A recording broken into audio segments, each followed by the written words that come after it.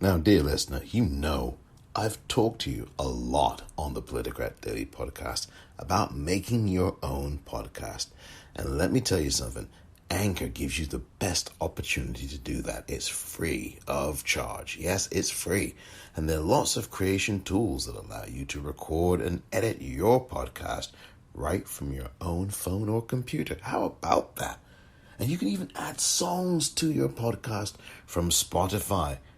It's really wonderful. You can do this, and it really is very easy. And Anchor will even distribute your podcast for you. It can be heard on all kinds of platforms, including Spotify, Apple Podcasts, and many more. And you can make some money too. And money making is a good thing. It's everything you need in one place. Download the free Anchor app or go to anchor.fm to get started.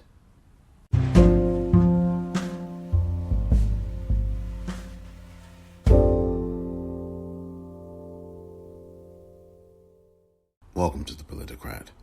I'm Omar Moore. It is Thursday, June the 3rd, 2021. On this edition of the Politicrat, A.E.A. I'll explain. Coming up next.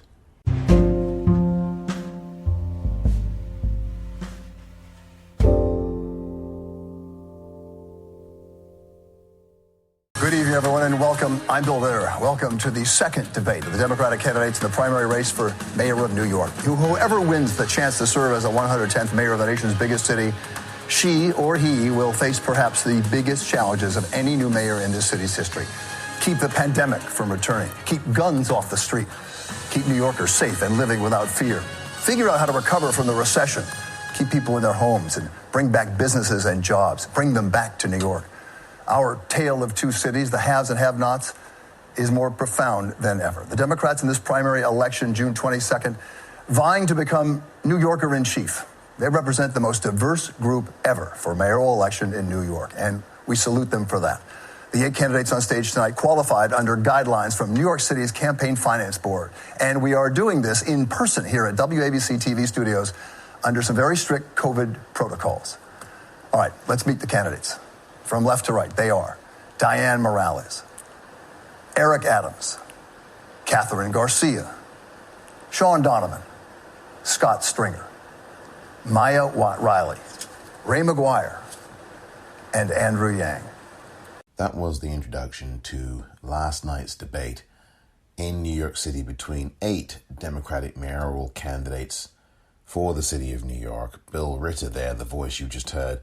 Getting one of those names wrong, however, it's Maya Wiley. He said Maya Riley.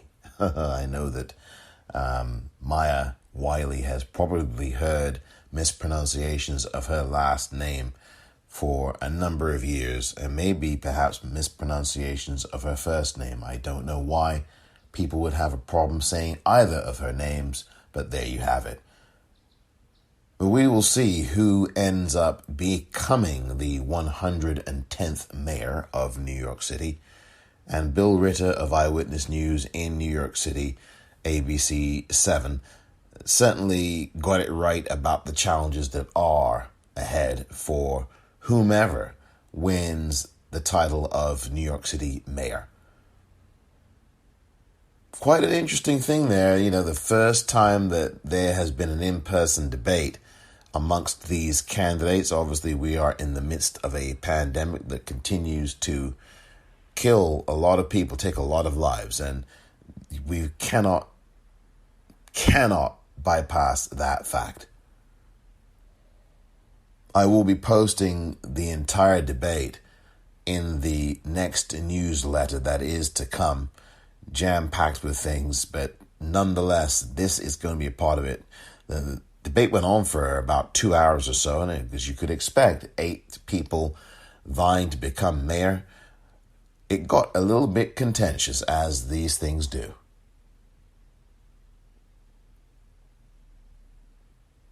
I think, by the way, and the primary for this particular election is going to be on June the 22nd.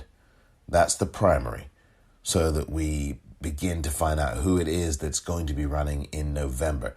So the primary coming up later this month, June the 22nd, for New York City mayor. Those of you who have, I hope by now, registered to vote, because I think that deadline has passed. It was last month. I hope you are ready to vote in this primary on June the 22nd.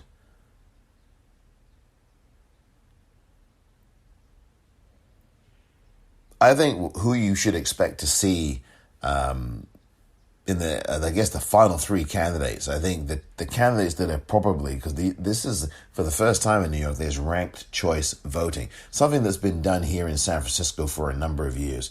New York City, for the first time in its history, has and is going to do that starting with this primary, ranked choice voting. So that is going to provide for some very interesting chances here. There could be a potential runoff, but ranked choice voting really is going to be a very interesting thing for a city of 8 million plus people. We'll see how that works. But expect to see Catherine Garcia, expect to see Eric Adams. Those two, I think, are going to finish in the final two, and maybe a third. As I said, there'd probably be a third person involved in coming up, and you could well see someone like a Maya Wiley actually making that final three. Andrew Yang, I think, will do well, but I don't think he's going to be the person who ends up in the final to face the Republican challenger, whomever that will be. So we shall see indeed. Dianne Morales, it's just a shame what's been going on behind the scenes at her campaign, because the vision that she has, I think, is very good. It's progressive. It's about housing people. It's about getting people jobs. It's about being able to reboot the economy by trusting in the people who make up that economy. It's about accountability for the way police behave. She is in favor of taking money from the police in a significant measure, halving the budget, as far as I remember her campaign position from the last debate that I watched. And she's the only candidate, I think, that's explicit about that. Unfortunately, behind the scenes, that's the distraction that the media now has focused on rather than her campaign, and that's a shame.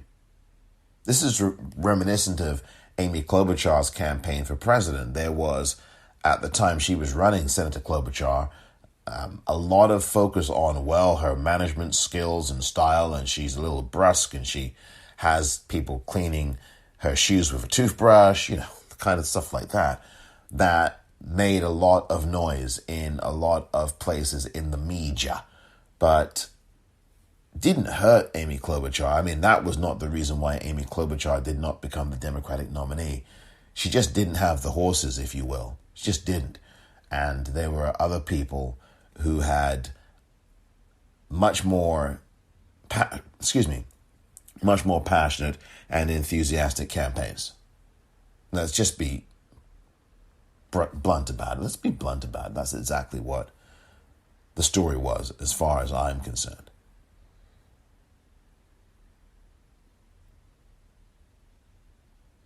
And, Senator Klobuchar had some other issues that did not involve having people clean her shoes with a toothbrush. I'm being facetious about that toothbrush bit.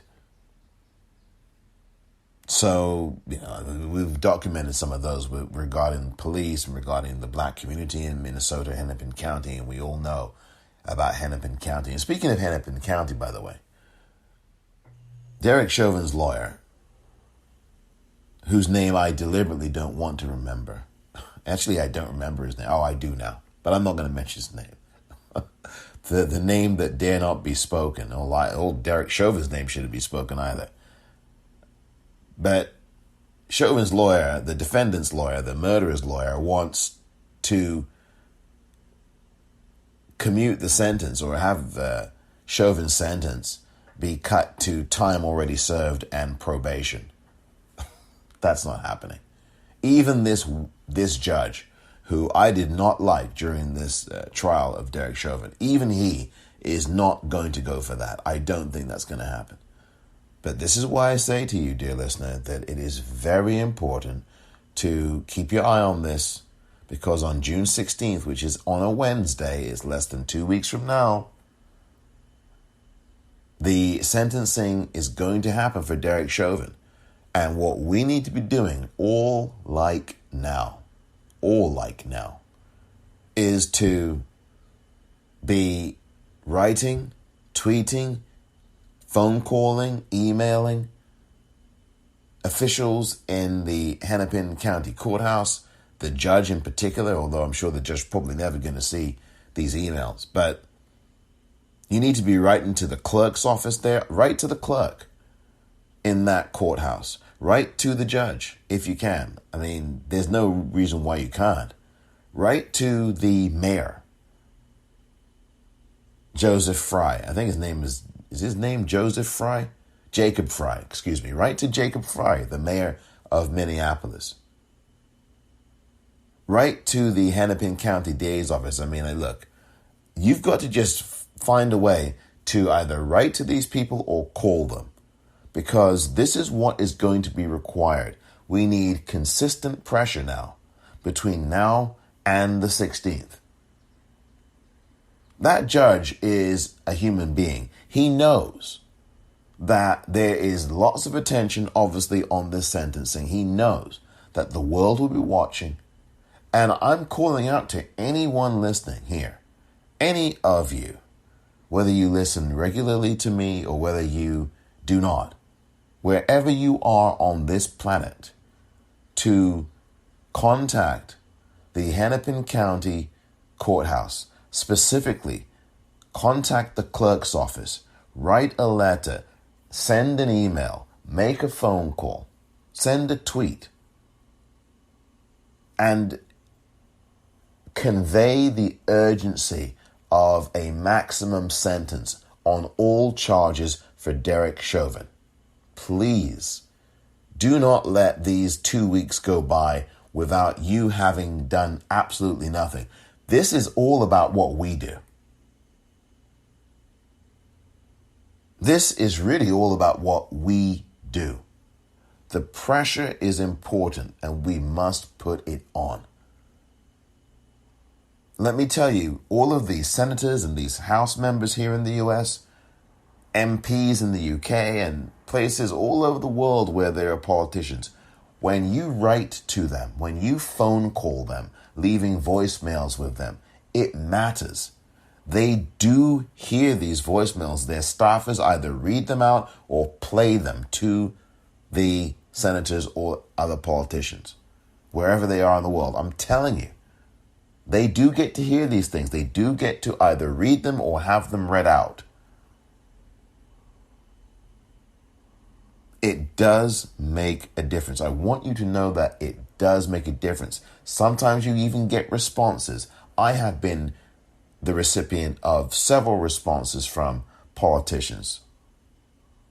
And granted, I mean, whether it matters to you whether the letter was actually written by them or not, the fact of the matter is that in my case, I've received at least 3 letters in response to things that I have either written or tweeted here in California, particularly the Speaker of the House, Nancy Pelosi, Dianne Feinstein, the current senator here in California, the U.S. senator, and also former U.S. Senator Barbara Boxer at the time she was in the Senate. So your voice is being heard. Do not think it is not. And that's really why I began this segment with the New York City mayor's race, because you, the voter, you, the concerned person in the world, has an impact. You really do. And the media is not going to tell you that. At least many people in the media will not tell you that. You might have one or two people who will, but most people in the media who are in the newsroom or in front of the camera aren't going to go on the air and say, go and you make a move to vote. I mean, we did see it last year here in the U.S. where people were, news people were actually on television doing news ads telling you to go and vote. That's the only time I can remember it. And I'm sure it has happened in parts of the US. But the point is, generally speaking, when it comes to writing these politicians, you will not see a news person making an ad on TV saying, go write to your elected official. They won't do that. There's lots of reasons why. But the point is, and there's some very simple reasons why, but the point is that we must stay engaged. That is my whole reason for this segment: engagement and awareness. When you got those two things, awareness and engagement and awareness, you are going to inevitably have attention. Awareness, engagement, attention. A.E.A. Awareness, engagement, attention. Awareness. You are aware of the situation. Engagement. You write to your politician, be they local, state, federal, or wherever they are. Awareness.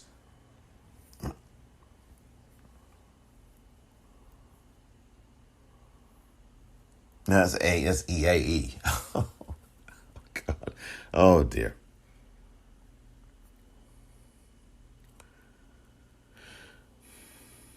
Awareness, engagement, attention. That's what I meant. I think that's what I said originally. Awareness, engagement, attention. Awareness, you're aware. Engagement, you engage. You write to these people in politics, in power. Attention, you get their attention. So it is A.E.A. Oh, gosh. I made a real pig's ear of that, didn't I?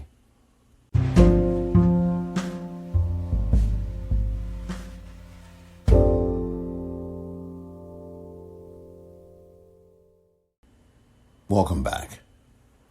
I do want to emphasize A.E.A.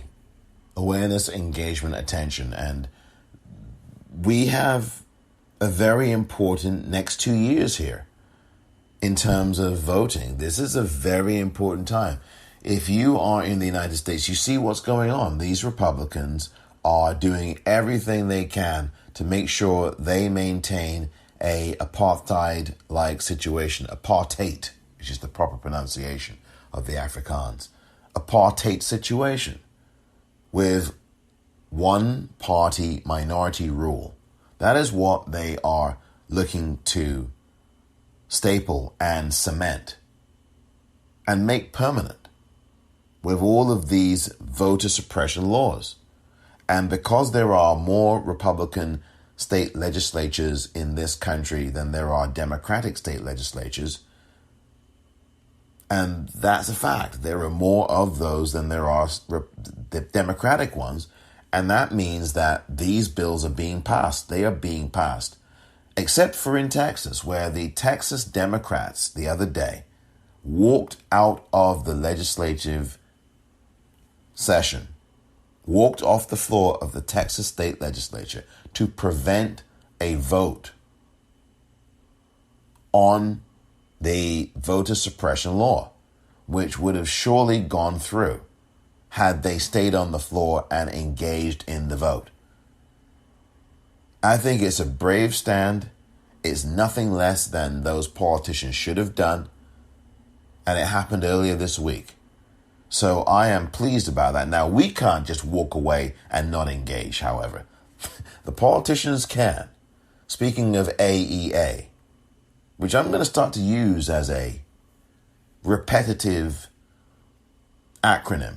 And again, I just made this up literally as I've been speaking here the last few minutes. A.E.A., awareness, engagement, attention. And the attention meaning you have to get the attention of these politicians.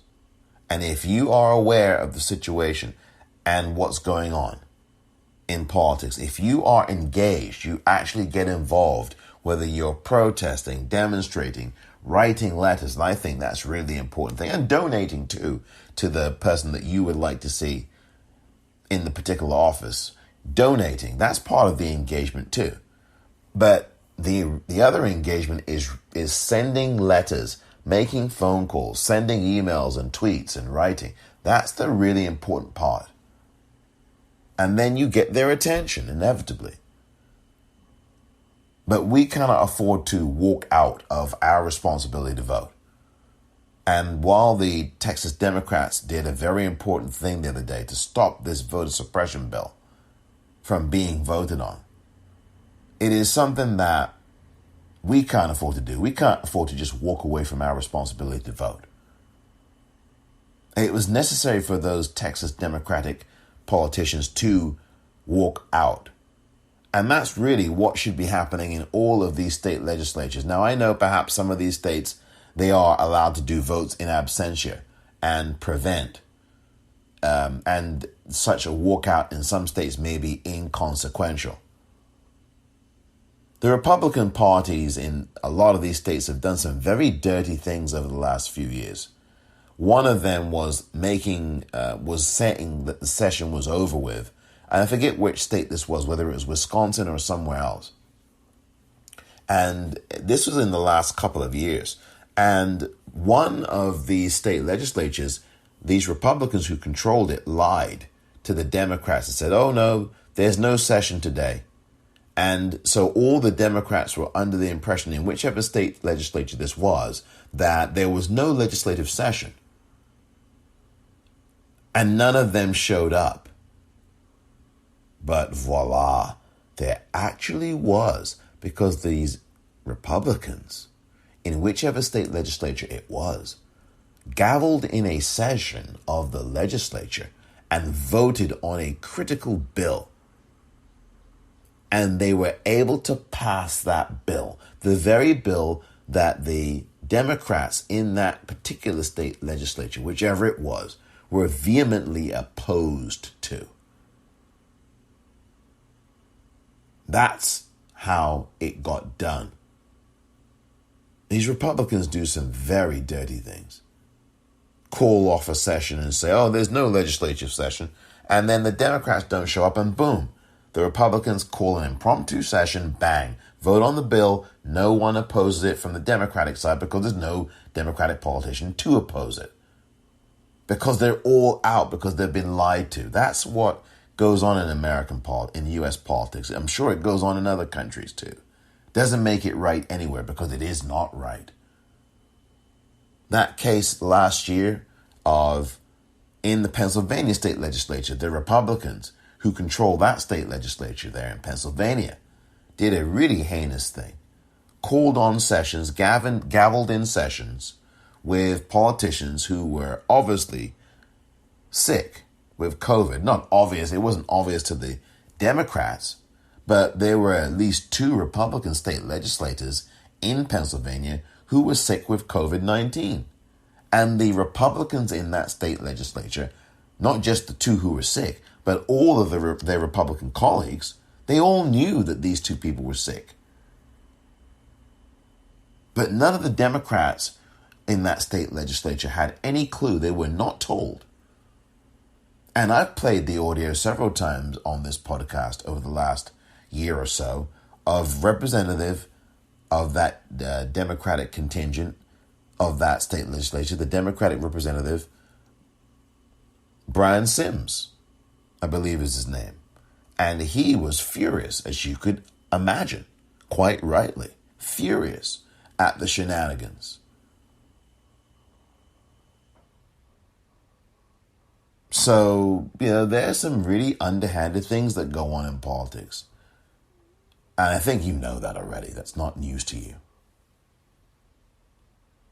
But A.E.A, awareness, engagement, attention. We have to get comfortable with that acronym, especially for these next 2 years. You've got some recall elections, or one here in California. There are other elections going on all around the country, including this New York City mayor's race that I've been talking about. And of course, next year, you've got some tremendously important midterms here in the United States. Midterm elections, critical in the House and Senate. You've got governor's races. You've got Senate races. Speaking of governor's races, of course, the news yesterday that Katie Hobbs, the Secretary of State in Arizona, who was a guest on this very podcast last year is running for Arizona governor. That is absolutely terrific. I am very pleased about that. Very pleased. I think Katie Hobbs would make an excellent governor in the state of Arizona because she is an excellent Secretary of State in the state of Arizona. So I really would advise you to donate to her campaign at katiehobbs.com. KatieHobbs.com. katiehobbs.com. Go and donate to her campaign now. She announced her run yesterday. And you really have to. I mean, I think she'll be an excellent governor for Arizona. Arizona is one of those states that has been passing or has attempted to pass, I think they've already passed them, these voter suppression laws. These are illegal. These are criminal actions. I'm telling you, all of this legislation that these Republicans are passing in the state legislatures all over the country, over 500 pieces of, I mean, this is a savage takeover of the country. It really is. If you are depriving black and brown people and native people and Asian people, because that's what these laws are doing and targeted at. That's who they're targeted at. If you're depriving them of voting, you have absolutely no chance of getting Democrats in to these positions in these state legislatures or in these state houses or anything else. Senators and House members and state legislatures, as I've said. You have democracy dead on arrival. It's DOA. Forget A.E.A. It's DOA as far as all of these voter suppression laws are concerned. And that is what I've been talking about. This push to have Republicans be the party of one party minority apartheid rule in the United States. It's been happening now for 25 plus years. And we're seeing this in these states where there are maybe very few people supporting Republicans, yet Republicans are winning these and forming these majorities. Because even though the power might be with the Democratic parties in a lot of these states, there are provisions and rules and redistricting, most importantly, and gerrymandering that keeps Republicans at the seat of power. And that's why this redistricting last year and this year are tremendously and is tremendously important. Because it really does make a difference. We have to keep voting, and we have to get everybody we know who can vote to do so in these off-year elections like this year, like next year's midterms. We have to maintain a ferocious activism. And when I say ferocious, I'm talking about having our voices heard, committing to writing to people, connecting with people that we know, and getting involved in this process, whether it's voting, whether it's donating, whether it's volunteering, whether it's demonstrating, protesting, writing something, communicating with people you know.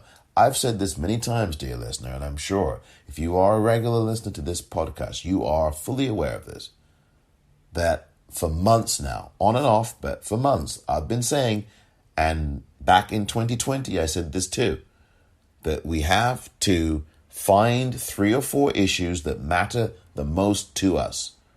And let's start mobilizing around those issues. Get people who are like-minded and share your views on these issues together. Form an organization amongst yourselves. Have regular meetings by Zoom or whatever video technology there is that you're comfortable using.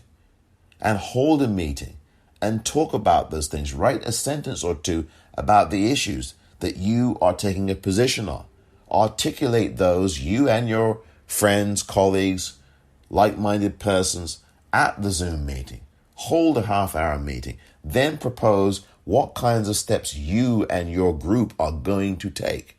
And then interface with other organizations or invite people to become part of your organization. These are how you form political organizations.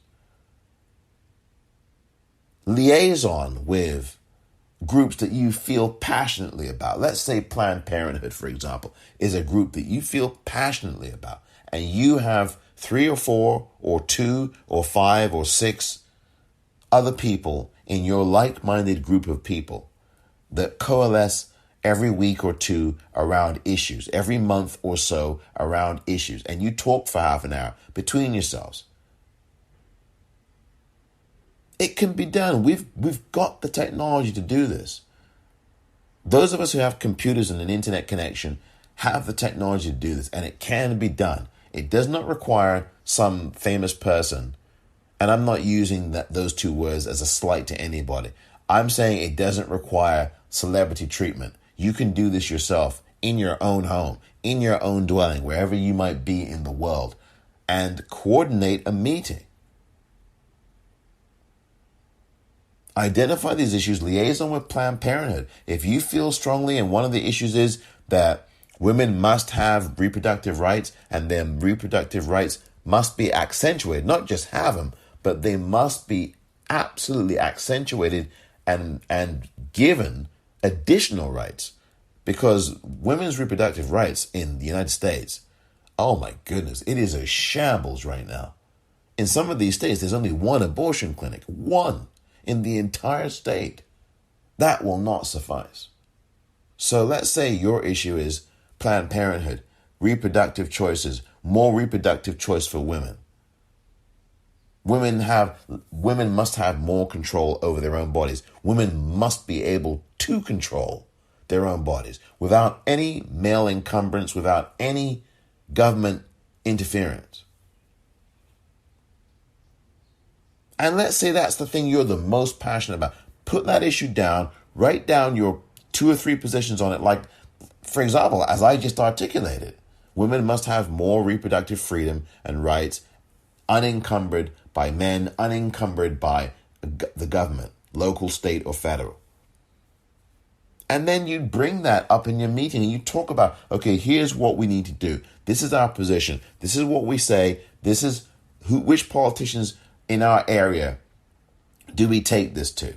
Let's find out who the politicians are in our neighborhoods, and let's each of us talk to whomever that politician is in our neighborhood.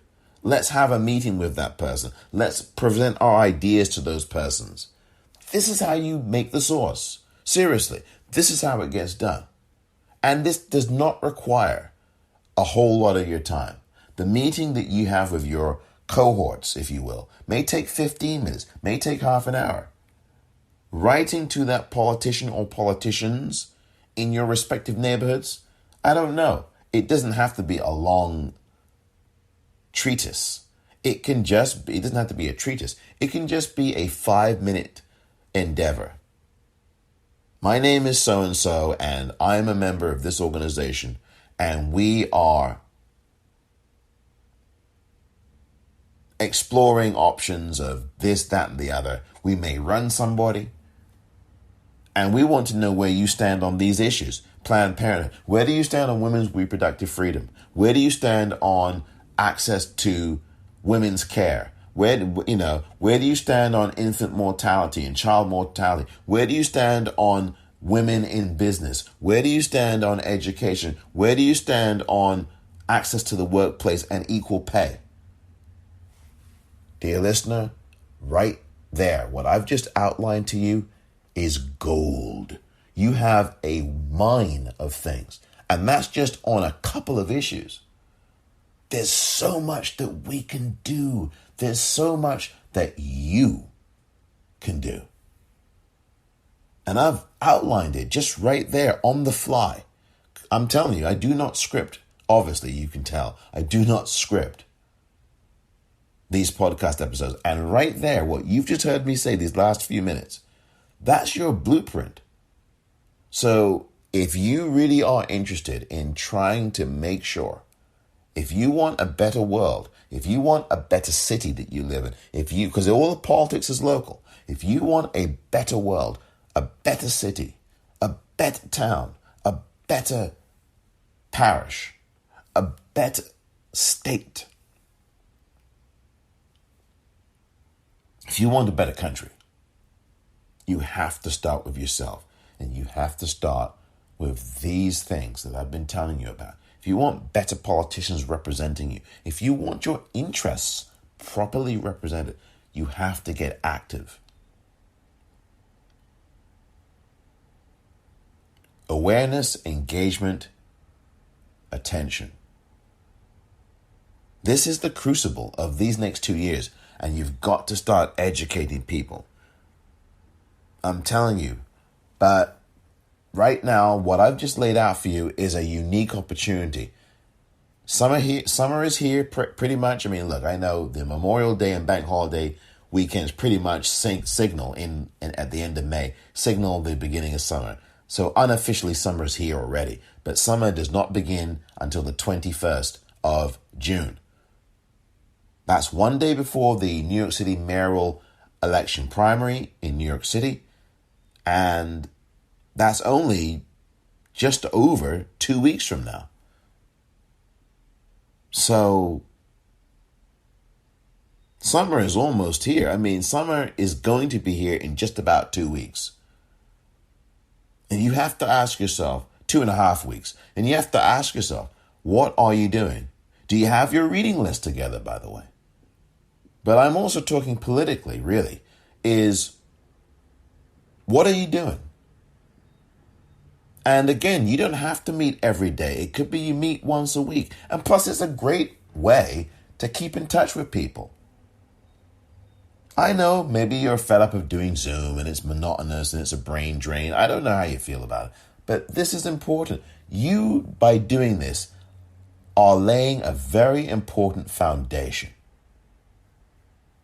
And plus, you articulate your own political thoughts. Not that you haven't done that, of course you have, but I'm saying you then gain confidence. If you're not someone who's, let's say you're introverted and you're not used to doing this, it builds confidence to have a small group of you on Zoom that you get to know, you may be friends with, or you may be becoming friends with, and you start to express yourself. And you gain that confidence. And who knows, you might run for dog catcher one day out of this meeting that you regularly have with the people that you have connected with around issues that matter to you. You might say, well, heck, I'm going to run for school board in the next year or two. Will you back me, fellow cohorts here in these Zoom? I'm telling you, this is how it starts. There is no mystery to this. I'm telling you, this is all about what you can do. And there are politicians who are scared to death of you organizing. I'm telling you, they don't want unions in this country. The only unions that some of these Republicans want are police unions. And those are damn powerful, as we've seen. But these are simple tools for you to organize, so that these politicians make sure your issues are being heard. So I just wanted to spend some time really articulating what we can do here. This is not something that's mysterious or difficult or beyond us doing. We are fully capable of making this work for us. So let's make it work for us. And let's start organizing now. We've got an important next year or two ahead. And by the time we get to next year, we should be fully engaged, because we've got a lot of people to wake up still. We've got a lot of people to galvanize. And it starts now. It does not start in January of 2022. It is never too early to be doing this, believe me. Because I guarantee you, the Republican Party is already doing it. You see what they're doing? They're not waiting until January of 2022 to start to get organized. They are not. They're already passing hundreds upon hundreds upon hundreds of voting suppression bills. They're passing hundreds of them as we speak and listen here. I'm telling you, you know this. So it's up to us to get going here. And We need to be proactive. Proactiveness and proactivity, I should say, is the friend that we have, and we've got to engage that friend. I'm going to be doing periodic updates about this, checking in with you, asking you, finding out how you're doing. I'm just going to ask that, of course. But it's about engagement. It really is. A.E.A. Awareness, engagement, attention.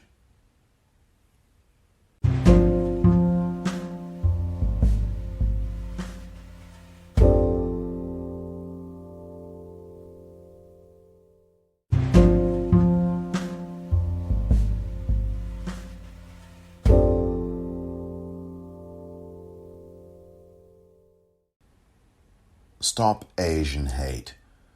It is such a vital and immediate concern. We must end and stop this violence against Asian people, no matter where you are in the world.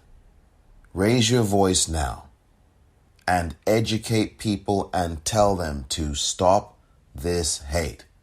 If you have anyone in your family who espouses views about Asians that are racist, make sure that you stand up against them. If you see anybody attacking an Asian person, make sure you call the police. In the United States, 911 will suffice. Maybe a shout, maybe a stop that, maybe whatever it is, if it's safe to do so. Maybe there are people who feel confident enough to intervene. But above all, this hatred and violence against Asian people must end. It must end now. It must end yesterday. Stop Asian hate. There's at least one website, and there's many, but one of the websites that I refer people to is stopAAPIHate.org. That is a website, among others, that you can go to be a part of anti-hatred and anti-racism. You can report hate incidents in whichever language you are able to use as your language. And there are a number of languages, Asian languages and English as well, where you can get involved, report this, because this is an epidemic that is out of control. There's only one virus, and that is the virus of hate. Of course, there's COVID-19 as well. But I'm talking about a virus that's been around from time immemorial, and that is hate and racism. StopAAPIHate.org is a place you can go to report these incidents that you see or are aware of, and also learn about just how serious this is and how widespread and pervasive it is. These attacks on Asian people. We need to stand up and support and be in solidarity with our Asian brothers and sisters and Asian people. We must. It's so important.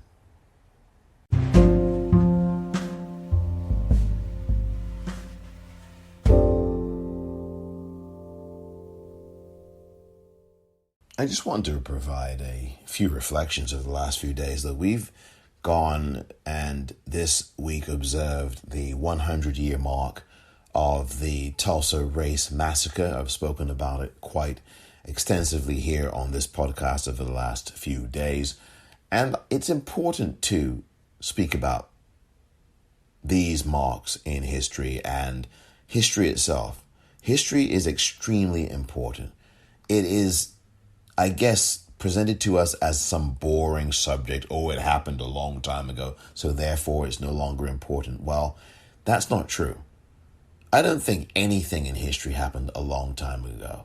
I think of history as a continuous thing because that's exactly what it is. Yes, granted, okay, the Magna Carta, what, in 1285 or whenever the Magna Carta was done. Yeah, that was what, it's a good 700 plus years ago now. I get it. But it's continuous because the United States Constitution was derived in part from the Magna Carta. So, I mean, hello, and the Constitution was what, 1787, 1789?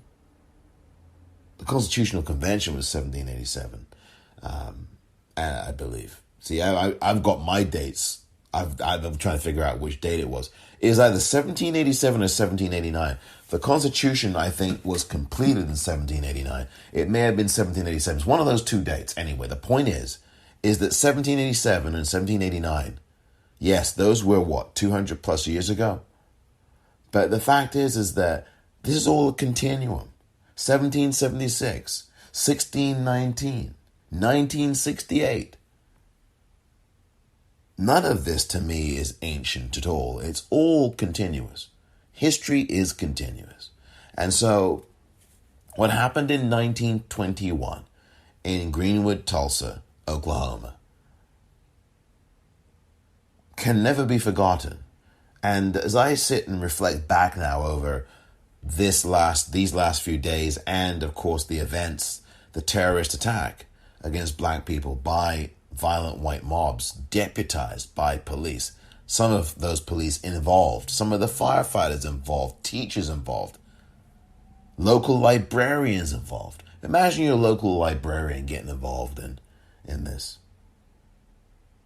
Firefighters who would stand there and watch these black businesses burn to the ground and watch black people be shot dead and do nothing, or actively involve themselves and shoot black people dead. This is a lot to take in, and especially those of you who are only just learning about this massacre in 2021. Some of you have told me via polls that I've done on Twitter at the Popcorn REEL that this year, 2021, is the first time you've ever heard of the Tulsa Race Massacre. And a lot of people are in that same position. I heard about the Tulsa Race Massacre in the 1980s. I may have said that yesterday. I think I did. But if I didn't, if I did say it, I'm going to repeat it as I just have.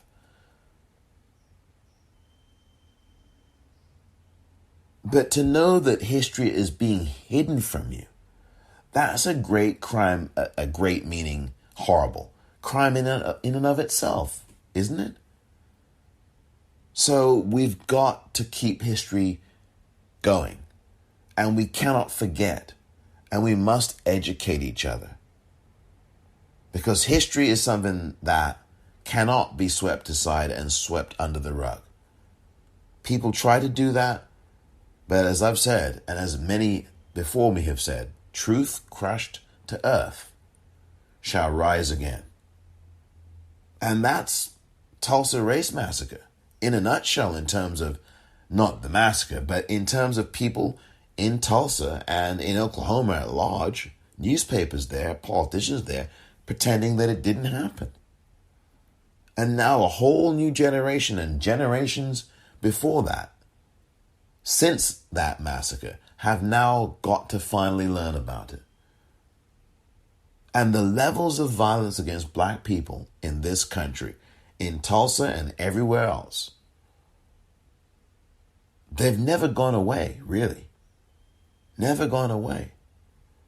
Police are still involved in shooting us. They murder us. That's not changed. You've got police involved in mob violence in 2021. That's not changed. Look at the January 6th terrorist attack on us, on the U.S. Capitol, but on the American people, by these Republican politicians, some of whom in state legislatures in this country were actively involved in the violence. Police in the violence. Olympic gold medalists in the friggin' violence. That's right, Olympic gold medalists. All of these violent white men and some white women involved in this. One of those white women was shot to death.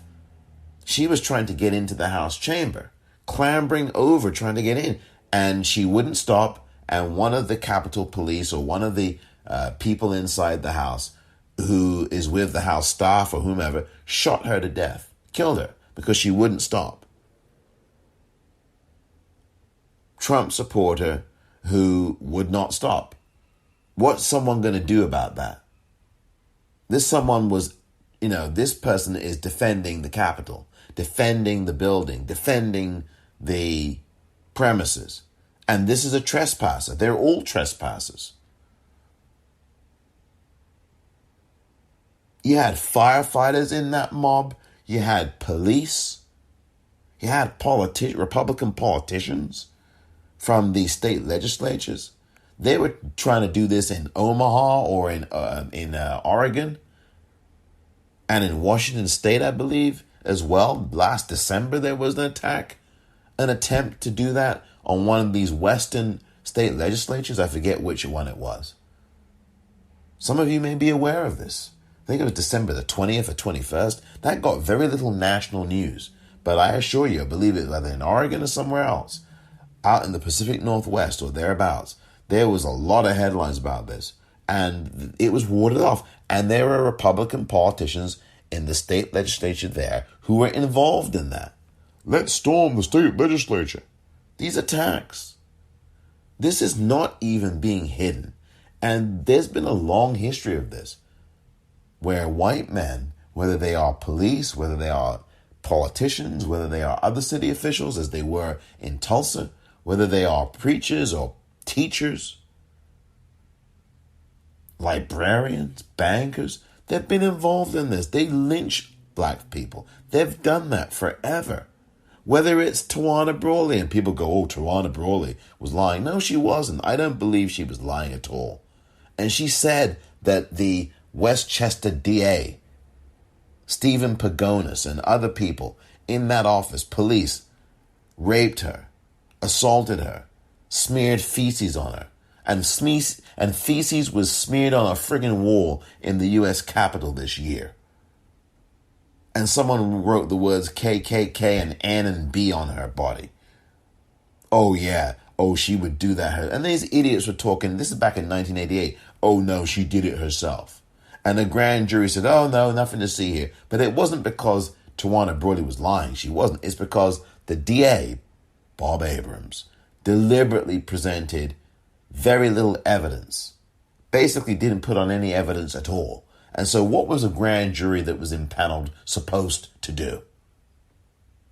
If you don't present any evidence before a grand jury, what do you expect the grand jury to do? As they say in the old days, or in the recent days, I forgot who said this, you can indict a ham sandwich. It's that easy in a grand jury.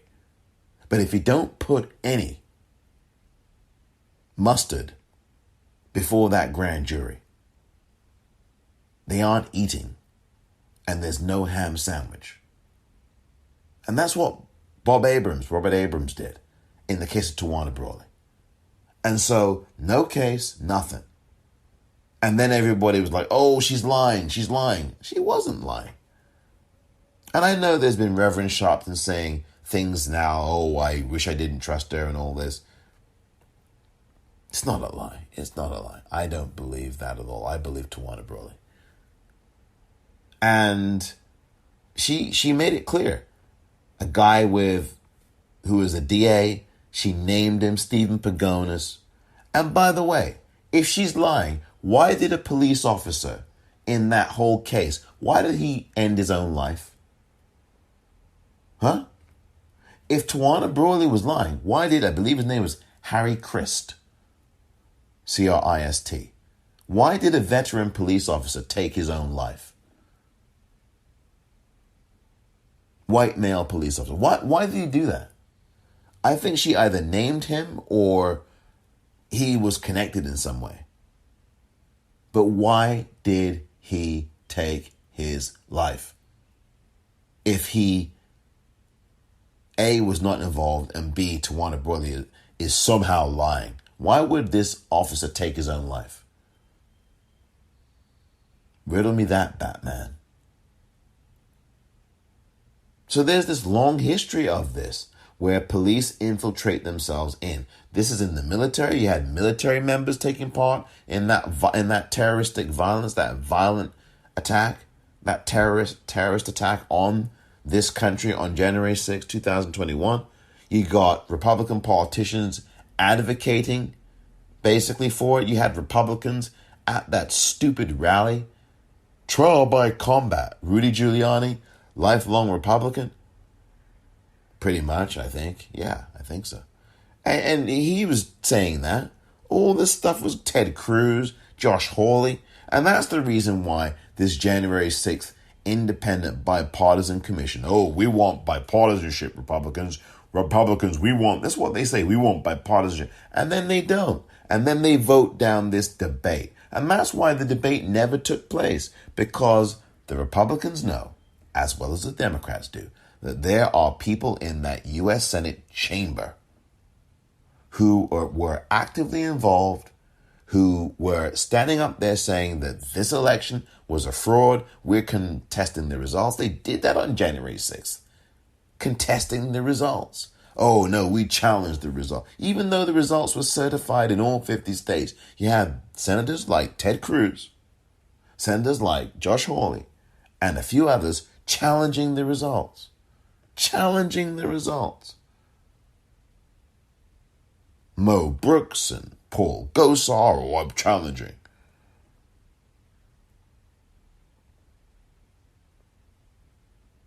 Remember this? I want you to cast your mind back a little bit, dear listener. Because you had, right, this thing. Well, is there a senator who can sign with the objection to accompany the House member? Because you had this on January 6th. And it was taking place concurrently with the violence and the terrorist attack on our country, on the Capitol, on our country. And so at the same time that you had people like Mo Brooks and this ultra right-wing, crazy, freakish, violent, imbecile Paul Gosar of Arizona, no wonder Katie Hobbs is running for governor. I mean, at the same time you had people like that saying, I object to the results. And then they had a senator join them in that objection, Ted Cruz, Josh Hawley. The senator does not have to be from the same state as the House member to challenge the results in Arizona. And they're still doing this now in Arizona. They're auditing. Why? It's been already certified. Why are you auditing it again? It's been audited, as far as I know. Excuse me. And they found objections up the wazoo on January 6, 2021. But let me cast your mind back for a moment, dear listener. Back to January of 2001. What was so special about January of 2001? I believe it would have been January 3rd or 4th of 2001. Whenever it was in that month. But it was that month and it was that year. What was so particularly interesting about that particular month and year? Well, it was the joint session of Congress to the ceremonial confirmation of the election results. And why was that of any significance? Well, it was the month after the United States Supreme Court, for the first time in its history, decided an election for President of the United States. Remember, on December 12th or 13th of 2000, Bush v. Gore was decided by the United States Supreme Court. And that was a ruling, 5-4, that said for this, and I'm just giving you the overall decision, for this one time only, we recognize that George W. Bush would be irreparably harmed if counting in Florida of the election's votes were to continue. he would be irreparably harmed. And because he would be irreparably harmed, we must end the counting of all the votes in the state of Florida. We must end that count now. And at this time, because George W. Bush is in the lead, we must not allow for him to be irreparably harmed. And the best way to resolve this is to have the state of Florida stop counting. And that was a violation of the 10th Amendment, reserved rights to the states.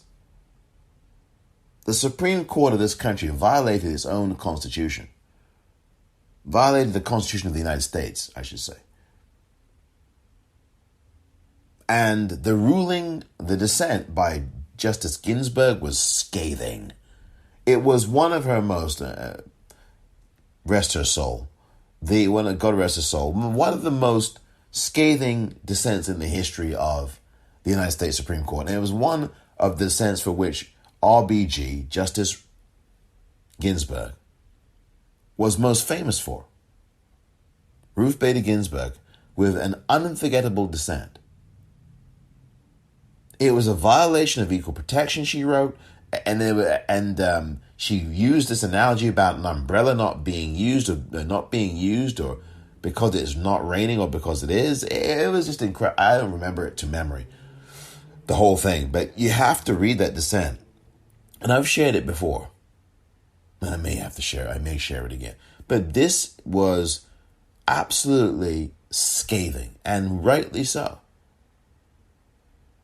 The Supreme Court creating this ruling out of thin air, one time only. We're going to let the Republican become president. And everybody knows that election was stolen in 2000. Katherine Harris, then the Secretary of State of Florida. See, if Katie Hobbs was in that role, none of this would have happened. Because Katie Hobbs has integrity. And please support her for governor of Arizona. And by the way, please support, let me not forget, Nina Turner. Oh my goodness, I've played her ads several times here. Nina Turner, over the last few weeks I've been playing her ad. Nina Turner is running for Ohio Congress, the 11th District of Ohio in the United States Congress. Please support her campaign. Please donate to her. Go to Nina Turner's Twitter handle, @Nina Turner. You really have to go and support her campaign. Very important figure in politics now. She is one of the great leaders. You've got to get involved there too. I'm telling you, Katherine Harris, back to this situation, in 2000, had already arranged as the vote count person to get this election rigged and have this election stolen. And she was able to purge between 50,000 and 100,000 black people off the voting rolls in Florida. Jeb Bush was the governor of Florida at the time. So what could possibly go wrong when his brother, George W., wanted to run for president and wanted and needed Florida in order to win the presidency? And the bottom line is, to cut a long story extremely, extremely, extremely short, is that the Supreme Court, with the help of George Poppy Bush, Bush the Elder, came up with this cockamamie ruling. And it went through the courts, and the Florida's Supreme Court said the vote count must continue. And Al Gore, who was running against George W. Bush, wanted the counting to continue. But the problem is, he didn't ask for a statewide recount. He asked for only 3 counties. Palm Beach, I think, Volusia, and Dade, I think.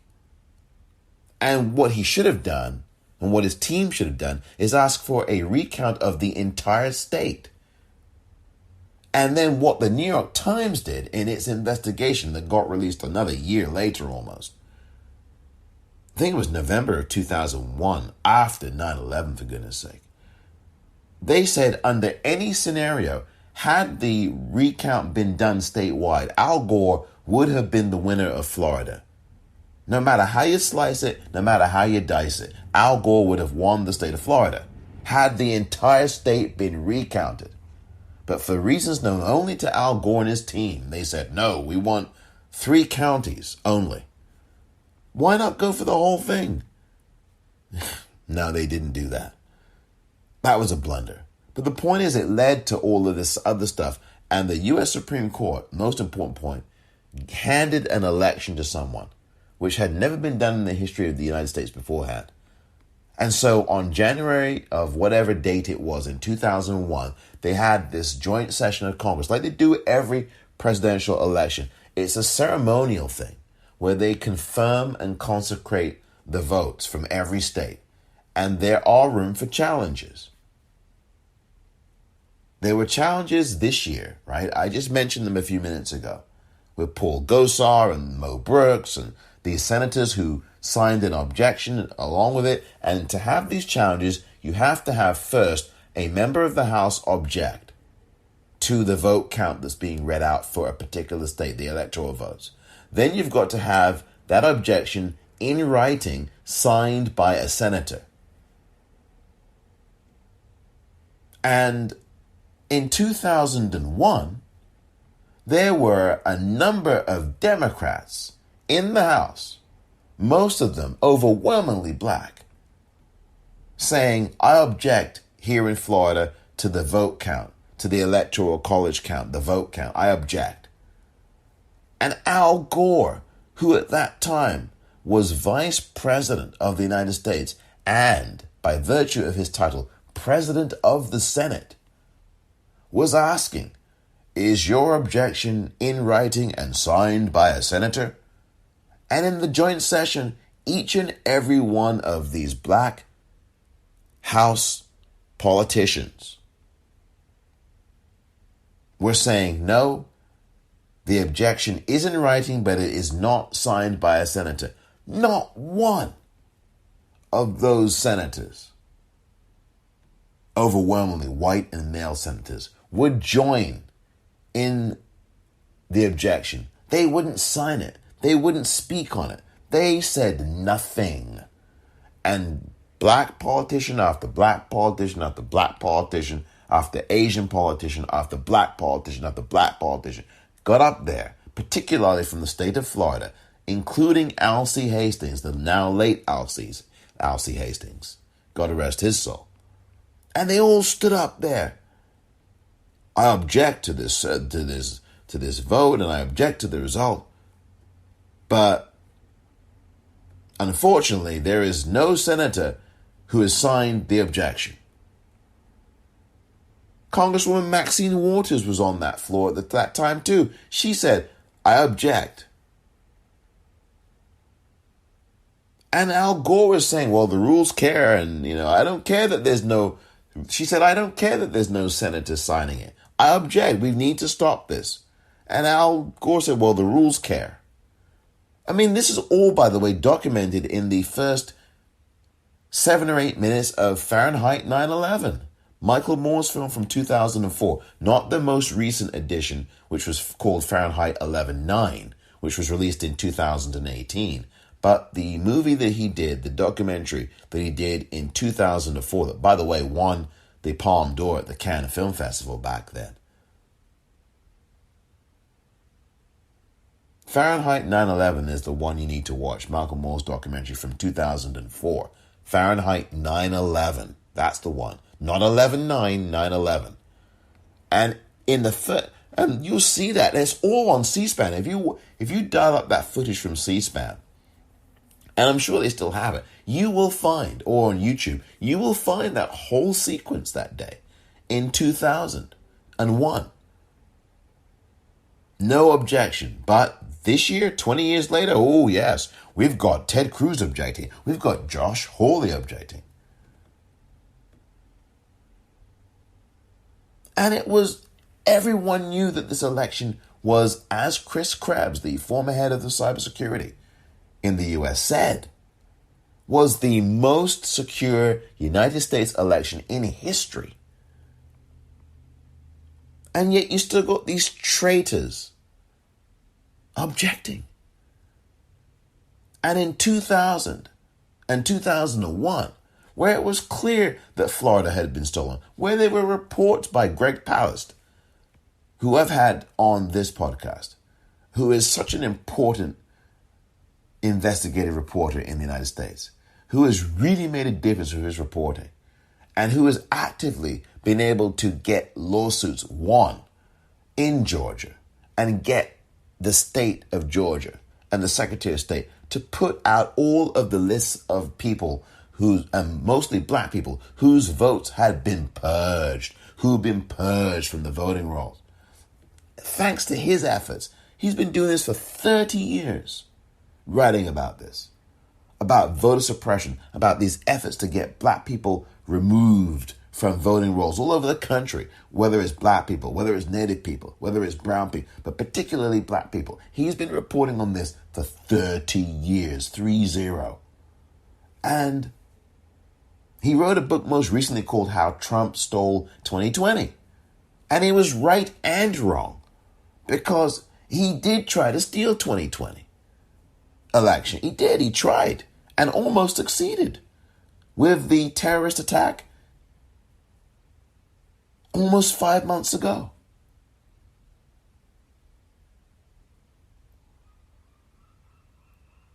So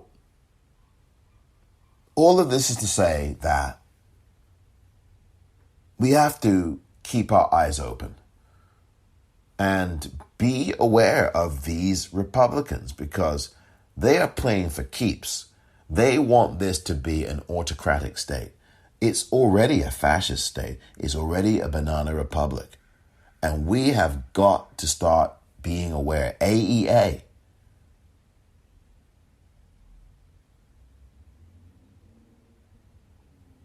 Awareness, engagement, attention. And we really do have to keep our eyes on all of this stuff.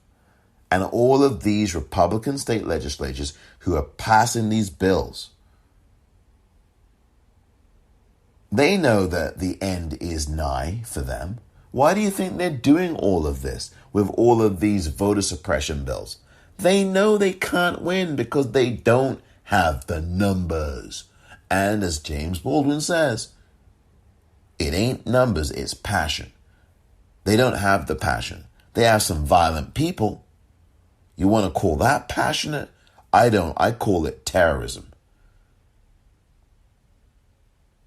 But the proof in the pudding is that the people united can never be defeated. And once these Republicans know that, and they already do know that, it's over for them. It's over for them. Arizona was the proof. Joe Biden winning in Arizona, 2 Democratic senators in Arizona. Okay, 1. You know, the other one, she's a quasi-Republican, isn't she? But you know what I'm saying. You've got Mark Kelly, who is actually a Democratic senator in Arizona, and you've got Kirsten Sinema, who moonlights as a Republican senator. Or is it moonlights as a Democratic senator? I forget which. These Arizona state representatives, they know these Republicans. Doug Ducey, the current governor, the Republican governor there in Arizona, knows this. He knows that the end is near. Why do you think Katie Hobbs is running? Because she sees what's going on. They're trying to pass these bills in Arizona. They are doing it. They're doing all this nasty stuff in Arizona, these Republicans. And Katie Hobbs, the Democrat, is running to try to ward this off. Oh, there's lots of other reasons she's running, I'm sure, obviously. But come on. And these Republicans are doing this all over the country. And we've got to start opening our eyes and waking up to this. These next 2 years are absolutely crucial.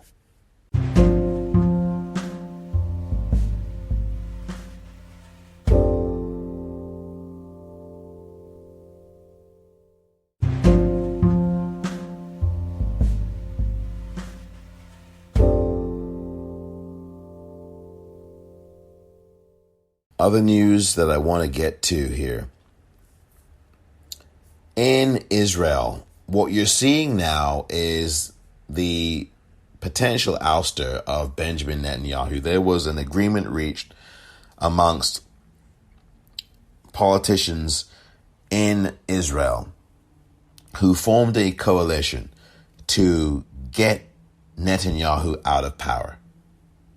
Netanyahu has been in power for about 12 years now. He's the longest serving prime minister in the history of Israel.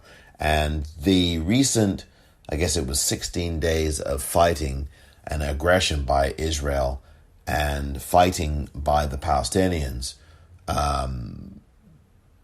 I think was a huge distraction designed to keep, and I said this at the time, when this happened throughout the month of May, I said at the time that this was a huge distraction designed to keep Benjamin Netanyahu in power, and that Benjamin Netanyahu does not have the backing of the majority of Israeli people. Sure, there are people in Israel who support him, but the majority do not. And the media here is not telling you that.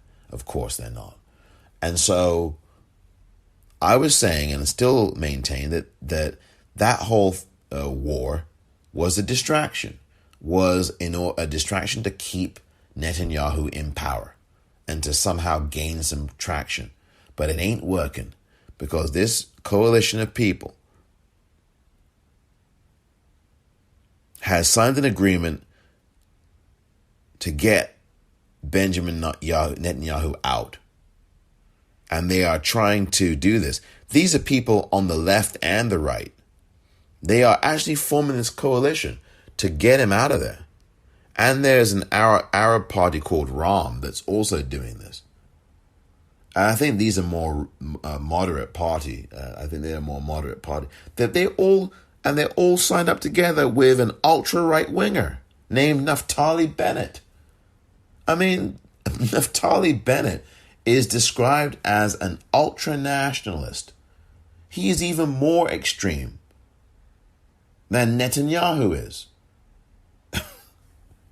So they're actually signing this agreement to try to get Naftali Bennett into power. So you've got a moderate Arab party named Ram. And you've got these other two leaders, one of whom is Naftali Bennett. They're all sitting there, and you look at the New York Times and you can see this, at least on their website at nytimes.com. At the time I was recording this, there's a photo of them, or there was a photo of them on the front. And they're signing this agreement as a coalition to oust Netanyahu and put in Naftali Bennett, who's one of the people in the photograph. And he's an ultra right winger. He's an ultra nationalist, which means he's an ultra right winger. Pretty much. At least in my way of thinking. So this is how bad it's getting. They want Netanyahu out that badly because he's a corrupt, stinky politician, which may be kind of a redundant term for some people. But Netanyahu is corrupt, and he's facing all these corruption charges. You know, there's been, 4 elections in the last 2+ years in Israel. He's been ducking and dodging and weaving, anything to cling on to power, because power is an aphrodisiac, And that is the thing. And this is what it's come to now. That they want him out so bad, and he's been such a corrosive figure and a racist and a violent human being. He's corrupt, he's violent, he's racist. He's up on charges on this and on that. He tried to bribe people. He's tried to bribe media outlets. This guy is disgusting. He's accused of all those things. But he's disgusting. And so it's gotten to a point now where people have said enough is enough. We'd rather have this ultra friggin' nationalist in there than have Netanyahu, who Netanyahu is a right winger. And he's just clinging to power. And he wants to cling with his fingernails on the edge of a cliff. That's what this is. And they're trying to drag him off the cliff. Or they're trying to step on his fingers at the edge of that cliff. Step on his fingers hard enough. I mean, that's what they're trying to do now in Israel. So, and this is a symbolic way of doing it in a way. We'll see what happens. He's already said, Netanyahu, that he's not going down without a fight. This thing is going to get really ugly now. And when you want to maintain power and control, Most people who want to keep that are going to fight to the death for it. Seriously, they are. They don't want to give up their position. That's why you have wars. That's why you have all these struggles going on. Look at what happened on January 6th. Donald Trump didn't want to leave the White House. He knew he was beaten. He knew he'd lost that election. He knew he'd got his ass whipped by Joe Biden. But this is what psychopaths do. Because it's also a very psychopathic thing when you think about it. I'm not going to let go of power. I'm going to do everything I can to keep it. And so that means destroy a country. That means get people killed. That means murdering people. That means murdering Palestinian people. That means murdering any kind of people, even police officers, in the terrorist attack of January 6, 2021. In order to keep this evil piece of garbage in power in the White House, in Israel. And that's what that is. Trump knew he got his ass beat. He wanted chaos. He wanted violence. He wanted destruction. He's always wanted those things. He had to shut shop of his stupid blog too, because not enough people are reading it. I wonder why. And these media people need to stop amplifying Donald Trump's name. I know, I've just done it myself. It should tell you something, media members, if you are listening. I wanted to say, Russia, if you're listening. It should tell you something that this guy had to shut down his own blog.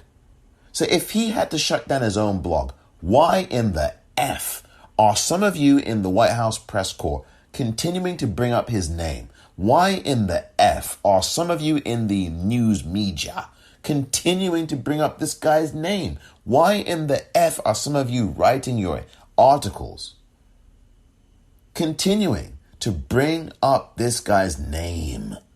He is out of power. He is no longer even having his bloomin' blog.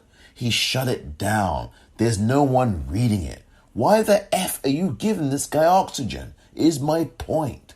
Why are you doing this? Say why. Why are you doing this? And that's the problem. Even when this guy shuts down his own pathetic website, his blog, whatever the hell it was, I never looked at it, you still got people in the media talking about him. They weren't doing this with Obama immediately after he left power. They didn't keep talking about him and asking questions about him. When Trump got in there, they didn't keep continuously asking about Obama. They weren't continuous things about Obama. Now, granted, in the last few months, there were all these specials about Obama on TV here in the U.S. And there still are things now. Now you've got Ezra Klein in the New York Times writing about Obama, did podcasts with him and all this, that, and the other. I got no objection to that. That's 2 presidents ago, though. Or 1, because there really wasn't one the last 4 years. But the media continues to bring up this guy's name, Trump. And it's like, why? Stop mentioning this guy. Oh, and he might run again. So what? He's not going to win. And that's why these voter suppression laws are being put in place. They don't want you voting. It's just disgusting.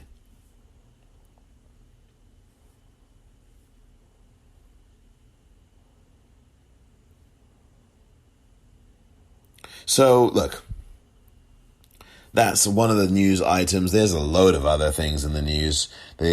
Speaking of which, the previous guy in the White House secretly seized phone records of New York Times reporters. And this is according to the Biden Justice Department. And this is incredible. I mean, not surprising though, because it's been done before. Richard Nixon. He did stuff like this. He wiretapped loads of people. Look at the Watergate break-in. Look at the dossiers that Nixon kept on certain reporters. Washington Post and the New York Times. And he kept dossiers on these reporters. And now Surprise, surprise, the previous administration secretly seized phone records of Times reporters. This article from June 2nd by Charlie Savage and Katie Benner details the whole sorry story. Dean Baquet, who I've criticized many times here, the executive editor of the New York Times, he's, I think, the first black person to be in that position, condemned the action by the Trump administration. Seizing the phone records, this is Dean Baquet now, seizing the phone records of journalists profoundly undermines press freedom, he said in a statement. It threatens to silence the sources we depend on to provide the public with essential information about what the government is doing. And that is Dean Baquet. Now listen, this is not the first time we've had stuff like this. I mean, I think it might be the first time that it's been this blatant. Seizing the phone logs. And the phone logs and email logs of a CNN reporter, phone logs of the Times reporters, of the Washington Post reporters. Remember when this idiot was saying, oh, is the enemy of the people, the press is the enemy? No, they're the enemy of you. You don't like them, so you want to... That's what was going on there. You know, it was a fascist, absolute fascist stranglehold. It's just evil. And where the hell is Bill Barr? Where the fuck is he?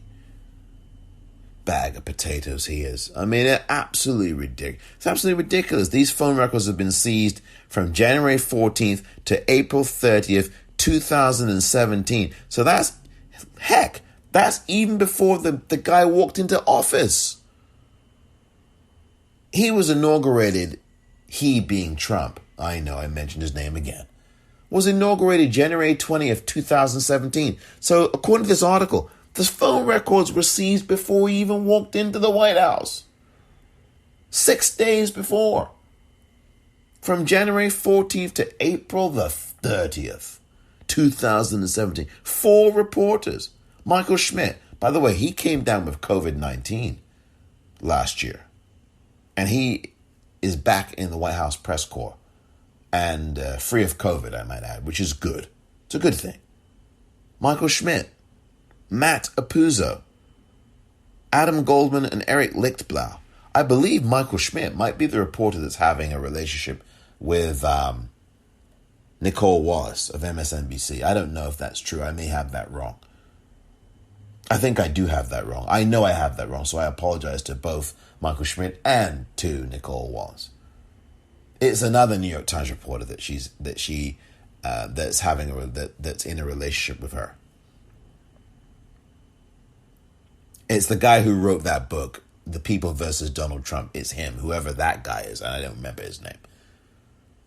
But whoever the author of that is involved with Nicole Wallace.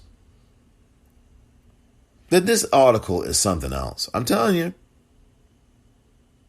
And all the stuff that these Republicans are doing, seizing your phone records, seizing these reports. What do you think they're doing? What do you think he did over these last 4 years, that evil piece of garbage? What do you think he did to you, your phone records? And you're sitting here saying, well, privacy is not a problem. I don't care. I've got nothing to hide. That should not be the posture that people take on this. Seizing phone records of reporters, arguably causing the deaths of reporters in that massacre at that newsroom in Annapolis, Maryland. Remember that? Not too long after he said the press is the enemy of the American people.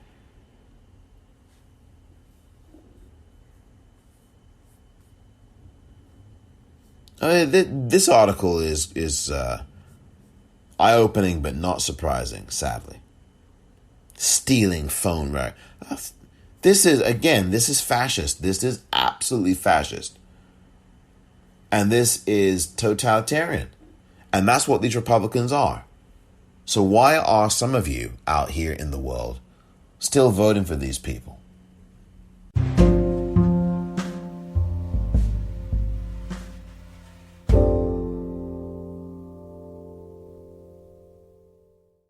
Welcome back. I wanted to go and mention something here. There is a president of Israel, which is more a ceremonial role in Israel, and Isaac Herzog has been elected as the 11th president of Israel.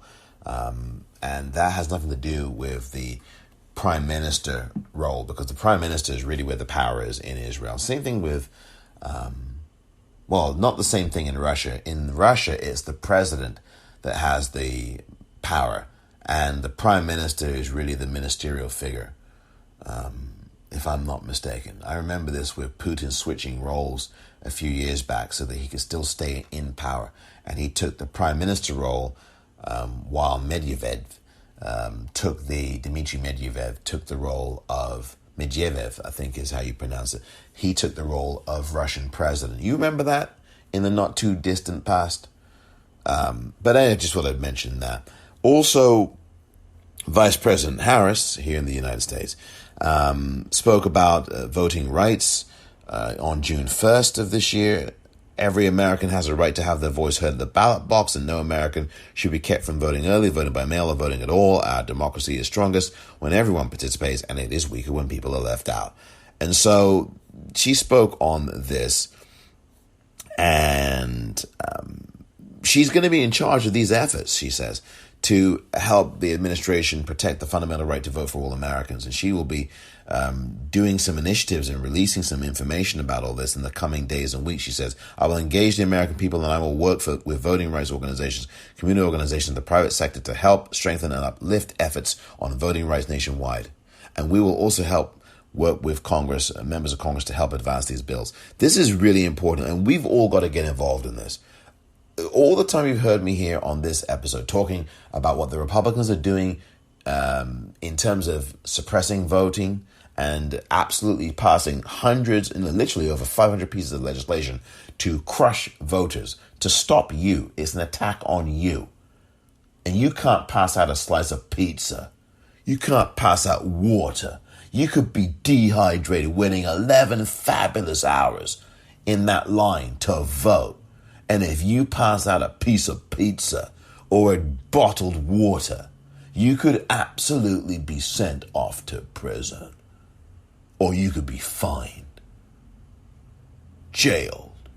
So what? This is the fascist country you're living in, mate. Banana friggin' republic. Tyrannical and totalitarian. Autocratic. I mean, that's where this place is. Certainly an oligarchy. Anyway, we've got to get the flip side of all the things I'm saying to you about the Republicans is you and I have to get involved. Whichever way we do it, whether it's protest or demonstrations, whether it's writing, whether it's donating, whether it's volunteering, phone banking, educating, we've got to get involved because these Republicans do not sleep. Voter suppression does not sleep. So we must not sleep. And we've got to be proactive, even more so than that. We've got to be proactive.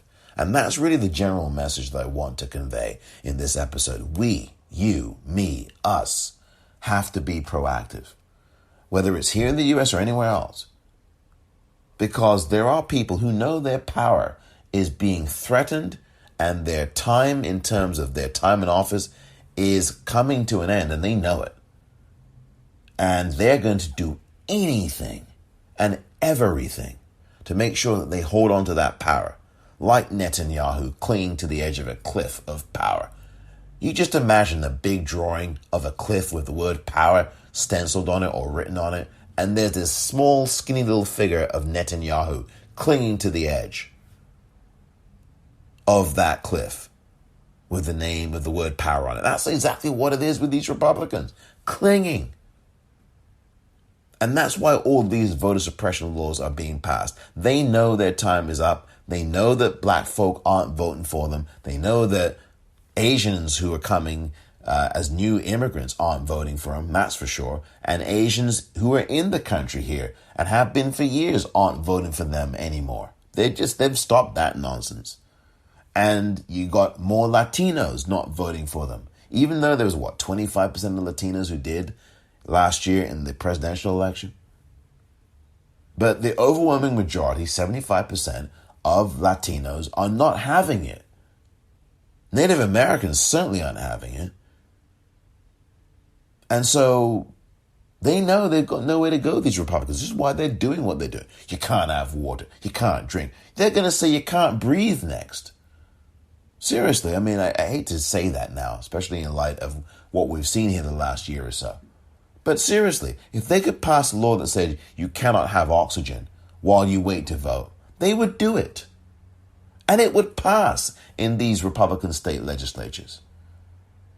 That's how evil these people are. They want power, and they want to hold on to it. It is very, very simple, and they will do anything to maintain it. Deprive you of food, like they do, like their policies are. Deprive you of life, which is what their policies are about. They are not pro-life at all. Just look at what happened in January. Tell me these people are pro-life.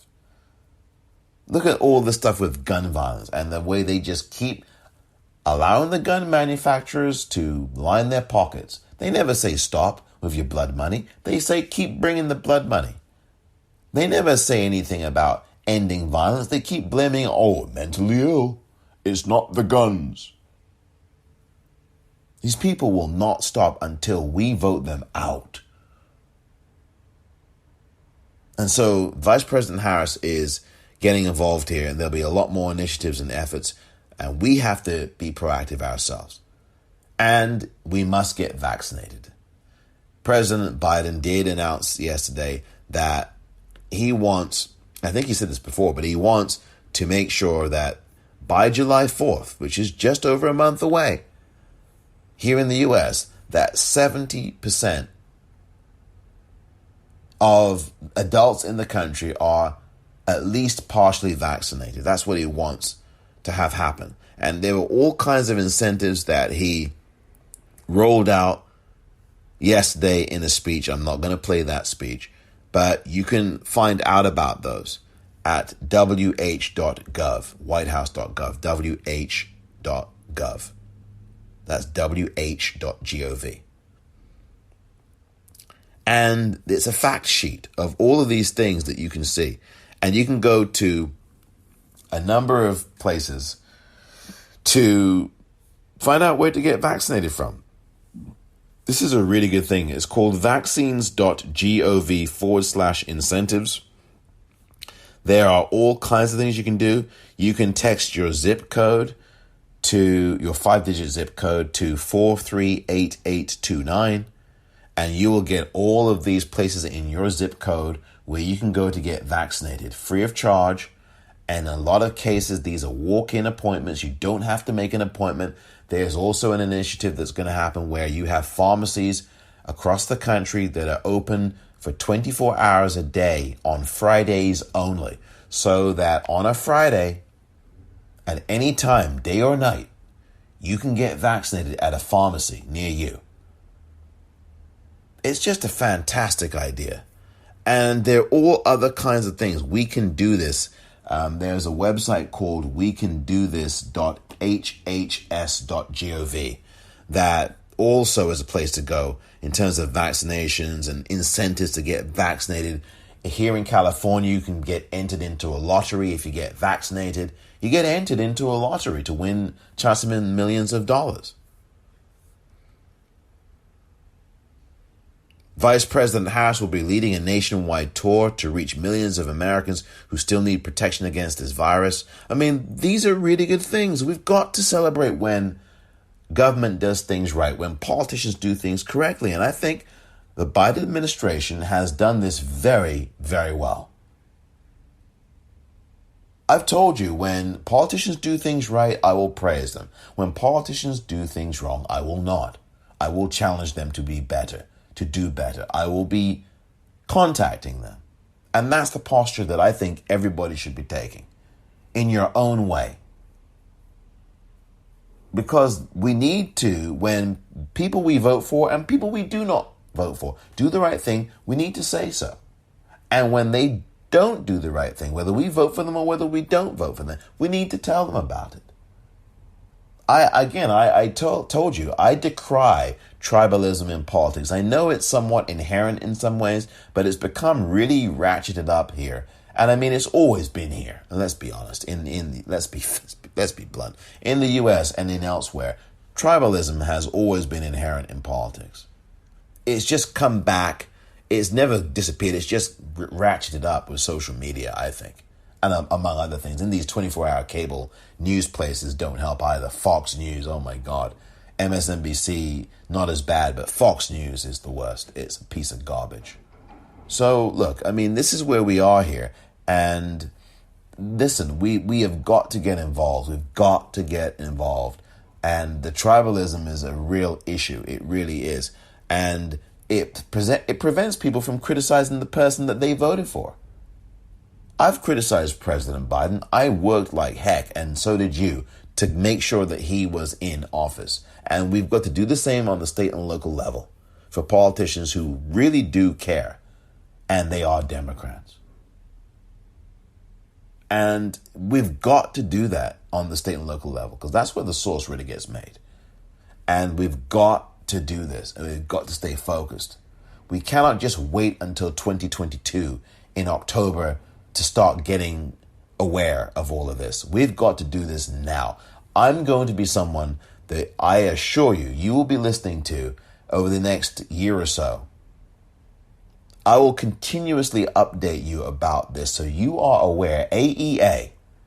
Awareness, engagement, attention. This is so important. So important. Because it really does mean your future and your kids' futures. And your grandkids' futures. It really is. This is what we're doing now. We're laying down foundations for our kids, for our kids' kids.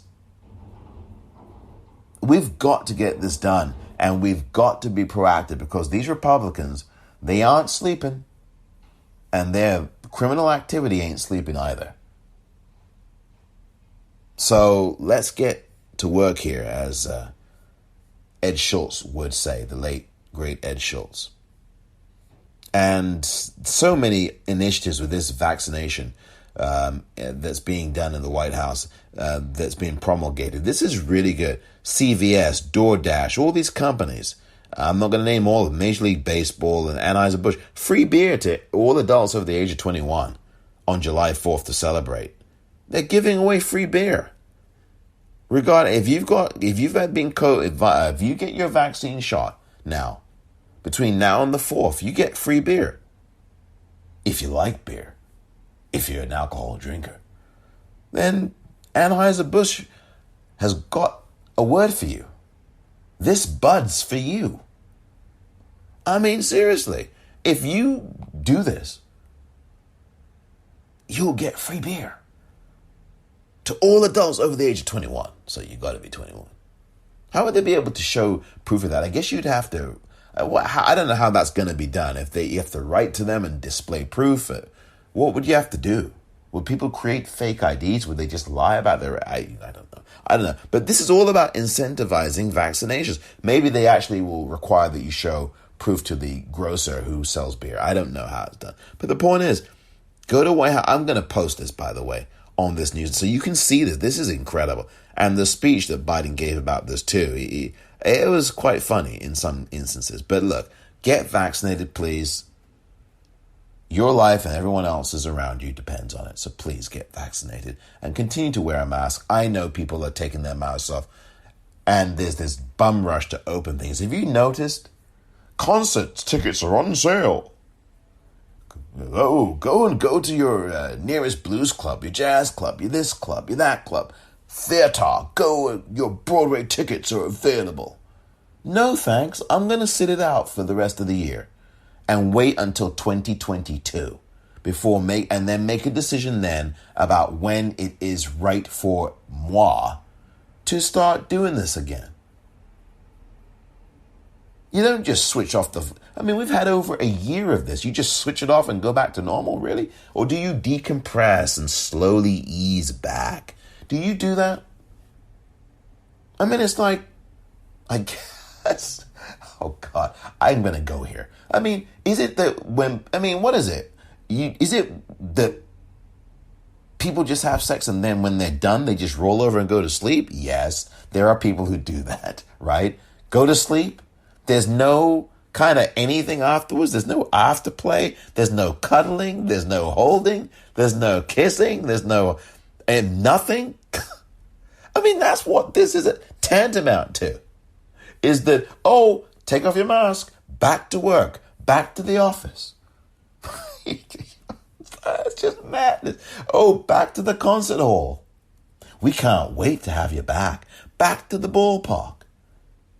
No time period of decompression. And trust me, having a few thousand people is not decompression. You just have to slowly ramp it up. I get it. But now you've got NBA playoff games where you've got full capacity crowds. Didn't help the New York Knicks last night, did it now? As our season came to an end there at Madison Square Garden last night. I'm not even going to go into that. But a good season for the New York Knicks, I will say that much. Didn't end the way we were hoping for and wanting it to. But that's our mentality here in the United States. Let's go back to normal. Just roll over and go to sleep now. No cuddle, no nothing. I mean, really? Is that Oh, dearie me. Thank you for listening to this edition of the Politicrat. I'm Omar Moore.